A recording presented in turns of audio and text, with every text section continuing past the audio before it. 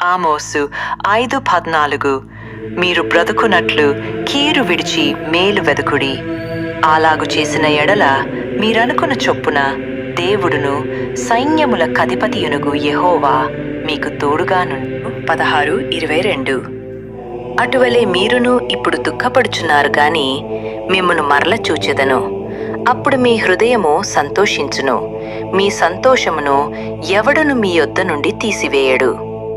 యోహాను 16:23 ఆ దినమున మీరు దేని గూర్చియో నన్ను అడుగరు.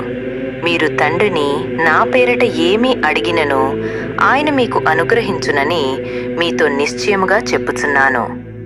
యోహాను 16:24 ఇదివరకు మీరేమియూ నా పేరట అడుగలేదు.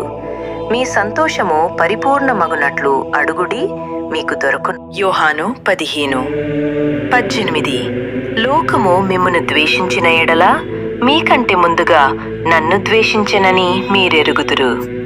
యోహాను 15:99 మీరు లోక సంబంధులైన ఎడల లోకము తన వారిని స్నేహించును. అయితే మీరు లోక సంబంధులు కారు, నేను మిమ్మును లోకములో నుండి ఏర్పరచుకుంటిని. అందుచేతనే లోకము మిమ్మును ద్వేషించుచున్న. యెషయా 45:18 ఆకాశములకు సృష్టికర్తయగు యెహోవాయే దేవుడు. ఆయన భూమిని కలుగజేసి దాని సిద్ధపరచి స్థిరపరచెను. నిరాకారముగా నుండునట్లు ఆయన దాని సృజింపలేదు, నివాస స్థలమగునట్లుగా దాని సృజించెను. ఆయన సెలవిచ్చినదేమనగా, యెహోవాను నేనే, మరి ఏ దేవుడును లేడు.